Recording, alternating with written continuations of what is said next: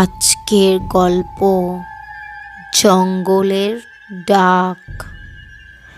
গ্রামের নাম ছিল পাথরঘাটা।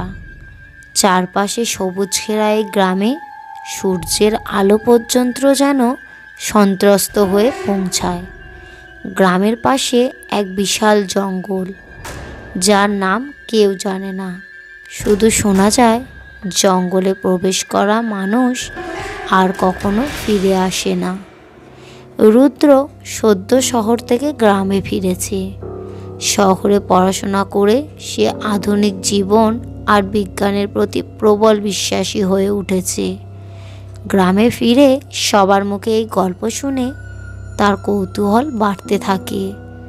ভূতট্রুত কিচ্ছু নয়, সব মানুষের মন গড়া গল্প। নিজেকে বোঝায় সে।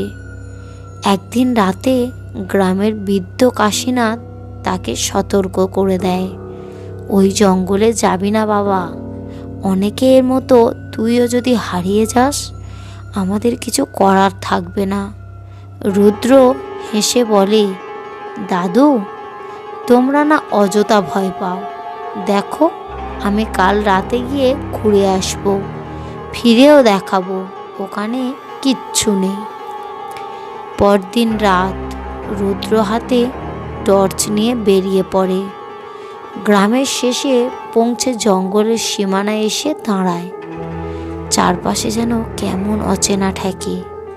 গাছগুলো যেন তাকে নিষেধ করছে, কিন্তু সে পাত্তা দেয় না।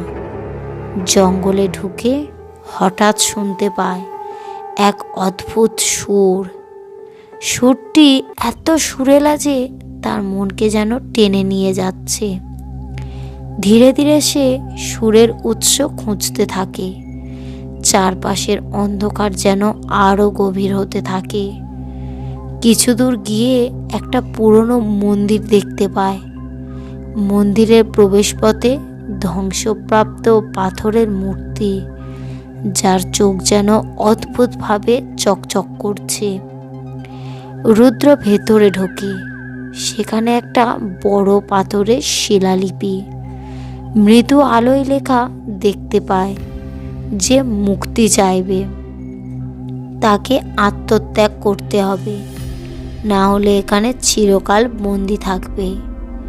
রুদ্র ভাবতে থাকে, এর অর্থ কী? হঠাৎ সে টের পায় তার চারপাশে মানুষের মতো ছায়া ঘুরছে। এক নারী কণ্ঠ বলে, আমাদের মুক্তি দাও, আমরা বহু বছর ধরে এখানে বন্দি। রুদ্র চমকে উঠল, বলে, তোমরা কারা? এক বৃদ্ধ ছায়া সামনে আসে। আমরা এইসব মানুষ যারা কৌতূহলবশত এই জঙ্গলে এসেছিলাম, কিন্তু এই মন্দির আমাদের আত্মা চুরি করে বন্দি করে রেখেছে। রুদ্র কাঁপা গলায় জিজ্ঞাসা করে, তাহলে মুক্তি পাবো কিভাবে? ছায়াটি বলে, তুমি যদি নিজের আত্মা উৎসর্গ করো, তাহলেই আমরা মুক্তি পাব, আর তুমি চিরকাল এই মন্দিরের রক্ষক হয়ে থাকবে। রুদ্র দ্বিধায় পড়ে। তার প্রাণপ্রিয় জীবন, কিন্তু অন্যদের মুক্তির আর কোনো পথ নেই। সে ভাবতে থাকে, আমার আত্মা কি এই মানুষগুলোর জন্য উৎসর্গ করা উচিত? মনের গভীরে এক অদ্ভুত সাহস খুঁজে পায় সে। আমি রাজি, বলে ওঠে। চারপাশে গর্জন শুরু হয়।